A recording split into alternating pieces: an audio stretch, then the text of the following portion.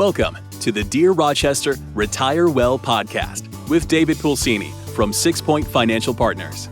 In this podcast, find your path towards a brighter financial future with David as your guide as he helps individuals, educators, and healthcare professionals explore ways they can build wealth while minimizing risk using a multifaceted, comprehensive approach to personal finance. Are you ready to take the first step towards a brighter financial tomorrow? Let's get started. Welcome back to the Dear Rochester Retire Well podcast. Host David Pulcini is with SixPoint Financial.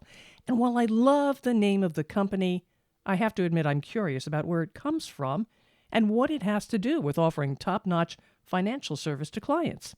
I'm Patrice Sikora, and it just so happens I have David right here with me, so I can ask. David, I'm asking, the name SixPoint Financial, does it have a story? Where did it come from? Yeah, well, hello, Patrice. Thank you for coming back after the last one. SixPoint does have a story, and although it may not be the most exciting story, I will go through it a little bit. We came up with the name in 2018, and we were trying to name our own firm to do our own thing and our own branding and that kind of stuff behind the scenes. But we had marketing companies, we had different people helping us. We visited several establishments talking about the name. And if you've ever tried to name a company, it's almost like trying to name one of your children. And it's so true. When you have six different people trying to make a name, there's always one person that doesn't like something or loves something. So we probably went through, I'm not kidding, 500 names within a 1 month period. So anyway, SixPoint, where it comes from is really what we do for our clients. And what I mean by that is we kept asking ourselves throughout the naming process, what are we trying to do? What are we trying to get out there? What do we actually do for our clients? And once I named it, it seemed so obvious. And by the way, after all the establishments and marketing companies, and picture us sitting in boardrooms on whiteboards and easels and all these things, just trying to come up with a name, I thought of it in my kitchen one night, and I thought of, well, we do 5 different things for our clients, 5 main pillars, but there's a 6th thing that's a catch-all that I'll get into. So that's where the SixPoint really comes from. What are the 6 things that we do for our clients? And it comes from your kitchen. It comes from our kitchen. Yeah. I was filling my water jug, and I just said, hey, 5 Point Financial. And I sent it to the team, and a guy said, what about 6 Point Financial? And I said, yes. By the way, Patrice, I'm a fan of even numbers. Everything has to be even. So volume on the TV, volume in my car. If there are any people that are listening that are like that, they totally understand. So we had to go with 6 Point anyway. Oh, so you're not OCD at all, are you? Not really, no. All right, so 6 points, you said 5 of what you were offering, and then there's a sixth one that came into play. Let's start with number 1. Tell me about them. Yeah, so a brief overview. The 6 points are investment planning, retirement income planning, risk management, tax planning, estate planning, and then the 6th is custom goal planning, because there are things that we do for our clients that don't really fit into any of the above. So those are the 6 points that if we cover and we do it well, and we go through those with our clients over time, that we feel that we're doing a good job with each of our clients. So those are the 6, I would call them pillars. And then underneath those 6 pillars, by the way, you'll appreciate this, especially during this pandemic. I had a friend ask me, hey, Dave, you're a financial advisor. Are you guys actually doing anything? So I was like, yeah, we're working. So he's like, well, financial advisors don't do anything. My financial advisor is always golfing or whatever. So I took it into my own hands, and as any good friend would do, trying to prove him wrong, I made a list off of the top of my head of 119 things that we do for our clients. And there's actually more. That was literally within 45 minutes. I wrote down 119 things. But how I came up with those was each of those things fit into one of the 6 points. But it's an odd number. I'm going to have to add one. Now I'm going to have to add podcasting to it. So Right. 120 things we do for our clients. That's right. Right. Well, tell me about that, because these are pretty broad categories that you've got here. Drill down a little bit more for me. Yeah. So the first point is investment planning. And by the way, this does not go in any specific order, but what I say is it's almost client friendly. It's what people think that we do. So the first thing that people think of when they think of a financial advisor is investments. So I put investment planning first. And within investment planning, and we'll do an entire episode just on each of these points, by the way, but whenever we're meeting with a client, we want to know, what is the money for? What do they need that certain money for? What is that investment for? And what is the purpose? Then you back into what mix of investments do we need? Then we figure out what investments or funds do we actually choose? And then how often do people check on their investments? So anytime somebody has an account, and we'll just use a retirement account because that's the most popular investment. Anytime someone has a retirement account, they have a goal in mind for that money. So as a client, I think that they need to look at, how do they need to invest it? When are we going to take it? When do we make changes to those investments? Do we need to rebalance? And obviously this has been a big year for the market, going down and then back up, and who knows what's going to happen, again, for a different episode. But anytime we're doing investment planning, we ask a number of questions. Clients should always be asking themselves those questions. And really, how do they choose the investments that they're in is the bottom line. And any financial advisor has a process for that. You mentioned you want to know how often they check their holdings. That's the first time I've heard somebody say that. Would you prefer they not look, or do you want them looking every day? That's a great question. If we're working with a client, they are pretty well informed. We do have clients that log in every day. And by the way, if clients are listening to this, I can see when you log in to look at the investments. So I do have people that log in every single day. And then I have people that you'd think they log in every single day to look at it, and they look at it once every year, once every 6 months. I think that if there's a plan in place and we're doing a good job and the advisor is communicating with the client, they don't need to check on it every day. I think that will also drive people crazy. Yeah. Now, I understand why, especially this year, someone would look at their investments on a pretty consistent basis. I mean, if I had to make a recommendation on that, I'd say as long as you have your goals set, you know what the money is for, and then you can just be patient and you're okay with the risk tolerance that you're in, I would look at it as almost as little as possible until your advisor reaches out to go over it with you. And how often should that happen? How often should they be reaching out to you? The advisor reaching out to the client, well, I've seen all sorts of different models. I know for us, our clients, we reach out on a monthly basis through a video, and then we do our client reviews every May and every November.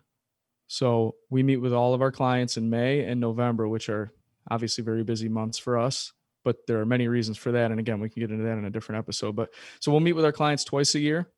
If they need something in the meantime, obviously we'll meet with them in between, but we really try to stick to May and November, a monthly video. And then anytime they reach out to us, we direct them to our website for more information. And it's different for different advisors. I've worked with advisors that they just meet in January. Some advisors meet with their clients every 2 years. Those are all completely normal. We just choose the monthly video is really, really helpful for us. I'm sure you look at your clients and you talk to your clients about risk, how much they're willing to put up with and how much security they would rather have. With risk management, do you see people changing in a market like this? Yeah, well, we had a lot of people that tried to, and thankfully, most of our clients listened to us. And anybody knows this. In March of 2020, the markets, I can say the broad markets, all of them. And by the way, most people talk about the market. They talk about the Dow. There are many markets out there. Right. So we look at all of them. But the broad markets obviously took a very large hit in March. And then, as we know now, came back very quickly. But when you're in the middle of that, I completely understand that it's hard to see. One thing that I'll tell you is we had a lot of clients that thought they were aggressive. When you have 10 years of the markets all going up, basically, with a couple hiccups maybe, everybody says they're aggressive. But then when something like March happens and they lose 10, 20, 30% very quickly, they realize that they're not as aggressive as they thought they were. So we did have a lot of people that, I mean, obviously reaching out, but I will tell you, we were very proactive. I mean, within a couple of days, each of our clients had an individual phone call, video, email, whatever it took to get a hold of them to make sure they felt okay about it. So, and I've been through this before. I've been doing this since 2003, and obviously 2008 was very bad for people. And during that time, I learned that if that happens again, we need to have a communication plan in place, as most advisors do, by the way. So we decided to, we'll call it go on the offense. Immediately when this happened, anyone on our team reached out to their clients and said, what can we do? We want to make sure you feel good. So I think out of the clients that we work with, I had one client that just insisted that they go into cash. Oh, wow. And just one. And unfortunately, I mean, obviously as the advisor, I can try to talk them out of it or talk about past performance and history, and the market's going to come back. And one person went into cash, and everybody else, we were able to just stay for the long course and remember what the goal was. Mm-hmm. Yeah. Tax planning. It's not quite tax season yet, but somehow it's always tax season. How do you help your people that way? Yeah. So it starts with, I really don't know of anyone who enjoys paying taxes. So we if we can, we want to help minimize what people owe in taxes. And there are many ways to do that, but this actually ties back into why certain advisors meet with their clients in May and November. So the May review that we do, or many advisors do, typically people will have their tax returns done in April. And then in May, we have them bring their tax returns in, and we use a software planning tool to figure out what tax bracket we're in. And not to get too boring or technical on this, I can do this later, but then we can figure out how much somebody can convert into a Roth IRA that year, or look for potential capital gains that we can take off the table. So a lot of times, I want to make sure we talk about this. I did have a number of people this year that said, I would just say something like, Patrice, do you know how much you paid in taxes last year? Too much. Yeah. Well, I'm glad you said that. and there you go. I don't know of anybody who enjoys paying taxes, but I had surprisingly, and after so many years of doing this year, I had a number of people that said, Dave, I didn't pay anything in taxes. I actually got a $1,000 refund. And I said, okay, do you have it's a 1040 form. So it's 1, 2, or 3 pages. We look at the 1040, plug it into a software system, and it shoots out what they actually paid in taxes. So it'll give the total income, how much did we pay in taxes, what are some ideas on minimizing taxes.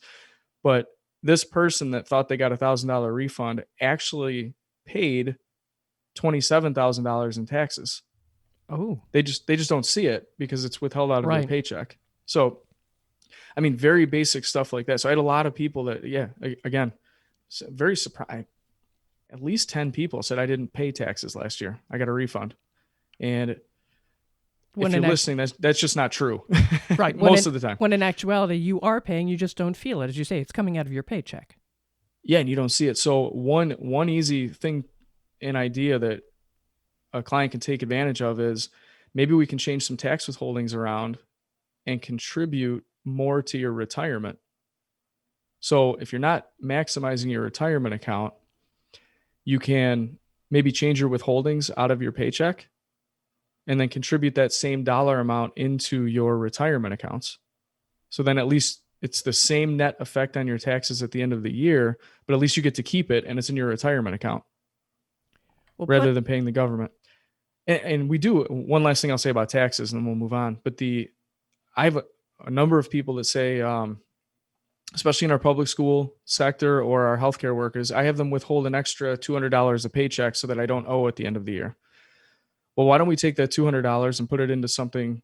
If you're not maximizing your pre-tax retirement, let's put it into that. It basically does the same thing, and you get to keep it. That's a nice thought.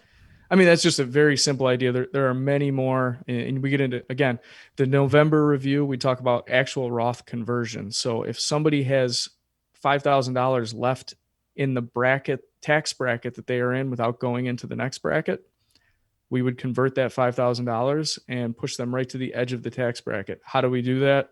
Goes back to the point number 4 there, which is tax planning. Mm-hmm. Okay. How about estate planning? That's probably down the road for more of your clients. But how about that? I'm really happy that you said that, Patrice, because I get that all the time. When someone hears estate planning, they think that it's only for very wealthy people or older people, and they're thinking of like a will and leaving stuff behind, which the second part is true. But I mentioned this a little bit in our last episode. So estate planning could be if you are a young family, and let's just use me and my wife, for example. I'm 40 and she is 37. We have 2 children. Estate planning is what would our 7-year-old and our 3-year-old, where would they go if something happened to both of us? Or if I have, for example, $1 million life insurance policy, this is a big one, and I can give you many horror stories on this.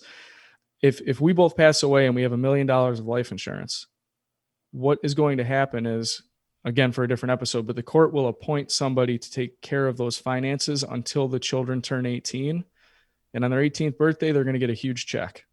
Oh, that's not good with an 18-year-old. Never good.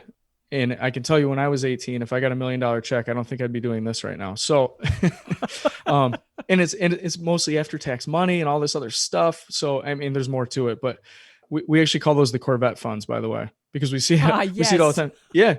The 18-year-olds will go out and they get an inheritance, and maybe they started college, and all of a sudden, like, they're the ones at college buying everybody's dinners and maybe whatever else they're buying, and they have the new car, and typically they blow through it. So in an estate plan, for our example, I'll tell you what we do. We set up a will, a healthcare proxy, power of attorney, and a trust. Trust is a scary word, and I won't get into all of this. We'll have an attorney come on and talk about it in a different episode, but the trust just makes rules. So the rules for us are that if something happens to my wife and I, this money goes into an account, a trust. Just think of a trust as another person. That person now has that money. It's really just called a trust. And our rules are, instead of the kids getting money when they're 18, they get the money, a third of it when they're 30, a third when they're 35, and a third when they're 40. Okay. So, and you can set it whatever you want to. Some people are more strict about it than others. I just know at 30, 35, and 40, and in my opinion, that gets them, they're up and going. They're probably working. Maybe they have a family. They can probably make better decisions than when they're 18 years old. Well, you would certainly hope so. Yeah. And then the other estate planning stuff, healthcare proxy and power of attorney, I'll give you an example. If you're divorced and you had a healthcare proxy in place while you were married, what if your bitter ex-spouse is your healthcare proxy? How fast will they tell them to pull the plug? I shouldn't laugh because that happens. We shouldn't. Oh my gosh. And this is stuff you just need to update. So as part of our process, and again, this is like point number 5 out of 6 points, we just want to make sure that people have these things updated. They're on top of it. And by the way, we don't do this. I don't write the trust, the wills. We recommend attorneys, and we do that based on really the personality of the client, because we have a very good network of attorneys locally that we work with. So we'll say, hey, this person's a good fit for this attorney. I think they should reach out. And another thing is, and maybe the attorneys will be mad at me for saying this, but the other intimidating part about estate planning, first of all, the word, then you say the word trust, and then people are like overwhelmed. I get it.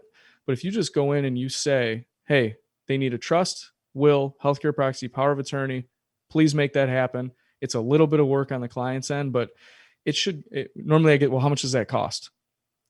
Maybe it's $1,000. Maybe it's $1,500 at the most, but I am telling you, once it's done, you feel really good about it. And one last thing I'll mention on this. A lot of people will say, I'll do this online myself.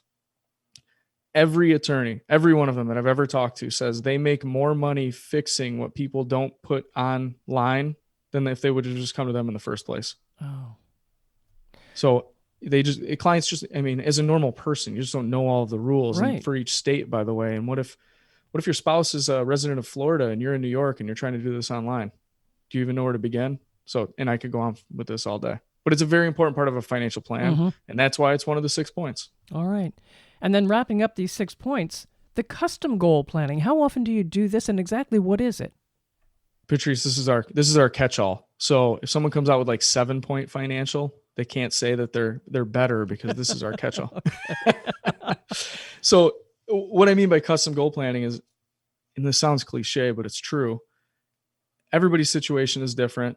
Many of our clients have different things going on. We have clients that hold mortgages for people, and they might hold 20, 30, 40 mortgages. Then they're getting monthly payments sent to them. Or they have real estate portfolios. They own several rental units or houses in different states. How do you manage all of those things? What is the goal for those things? What happens as these mortgages are paid off? Other custom goal planning could be, I call it sudden wealth. If you get divorced and and we have this a lot, by the way, and we'll have a divorce specialist come on as well, but we have several clients who get divorced and their now ex-spouse was the one in charge of the finances, and they're going to get $500,000, $1 million, $2 million, and they have no idea what to do with it.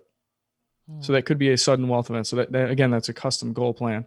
Another one might be, we've had clients win the lottery, literally win the lottery, and they don't know what to do with it. So that's a sudden wealth experience or an inheritance. There is a joke there, but I don't know what it is. Ask me if they still have any of the money if they won the lottery, by the way. And I can't tell you, but I think you know where I'm headed with that. Anyway. Yeah. I've heard it. No, I've heard it too many times. People win the lottery and it's gone. It's gone. Every one of them. And it's more than one. So I'm not just saying we had one client win the lottery. We had people move out of state. And I should do an episode on horror stories with financial planning and these Corvette funds. Too bad we didn't have that for Halloween. That's right. Hey, we could. But yeah, we find that if people move out of state, they're taking 46 people on a Disney cruise, or they bought 6 cars for their grandkids, and all of a sudden they won $1 million after taxes. It's $550,000. They think it's billions, and within 2 years, it's gone. Yeah.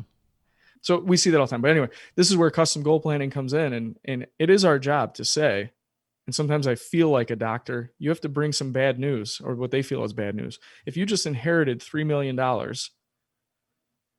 however you inherited it, could be bad news in the way you got it. But my portion of the bad news is saying, listen, if you keep doing this, you are going to run out of money.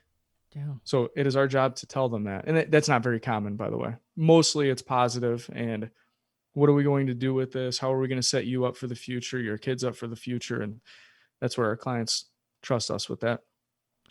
Someday I hope to have that problem, and I'll be in touch, David. But right now, you've said in the past that many of the clients you serve are basically in areas of public service, healthcare, education. Does this give them a different outlook on life and retirement? What are their aspirations in retirement? That's a great question. I'll tell you what I find is typically in retirement, what happens for people that are very busy throughout their lives. By the way, public school employees, especially healthcare workers, they're busy and they have a purpose every single day on going to work. Many times when people are planning for retirement, we're thinking of the financial aspect. And something else we want to talk about with them is, what are you going to do to stay busy all day? You've been doing these 4 10-hour shifts for 35 years. All of a sudden that stops. What are we going to do? And I will tell you, many of them, they'll laugh at me if they're listening. They'll say, well, I'm going to do nothing. I'm going to retire. I'm going to go work out. I'm going to do my hobbies. I'm going to work at a winery, whatever it may be. What I find is that, and I'm not exaggerating when I say this, maybe a month or 2 months into retirement, they're all working again. Yeah. Yeah. And they are, and because, and I really believe it's because they've been public employees or they've been serving the public for so long, they can't just stop. So people usually take a month or 2 or 3 off. And then I can think of one client that we work with off the top of my head that actually is not working in some capacity. Everyone else is working, and we're working with a lot of retirees. Well, there are those statistics that show men especially who retire and don't do anything die. That's also true. And you know what? It could be, believe the study that you're reading, and then further down, what it points to is there's no sense of purpose. Right. I need something to do, something to keep me busy. And it could be anything. I have people that do all sorts of interesting part-time work. And I mentioned the wineries. That's actually, we live in the Finger Lakes in the Rochester area. There are hundreds of wineries around. So a lot of people actually work at wineries part-time and they love it. Yeah, nothing wrong with that. No, not at all. Bring home a bottle for dinner. There you go. So yeah, we'll go visit and hang out with them at the winery and do some financial planning in the back room. Not really. Well, tell me how people can reach you and your team if they want to talk to you more about these possibilities of working with you and the 6 points of planning that you offer. The best way is to find us anywhere online. Our website is www.sixpointfp, so SixPointFP.com. So you can go on there. Also, you can find me on LinkedIn, David Pulcini, and or this podcast. We'll have it at the end. So there we go. All right. Thanks, David. David Pulcini of 6Point Financial. Note that is an even number. And now we know what that name promises.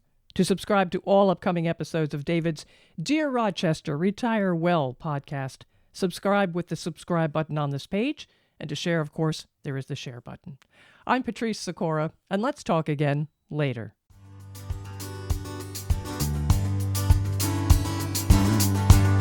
Thank you for listening to the Dear Rochester Retire Well podcast. Click the subscribe button below to be notified when new episodes become available.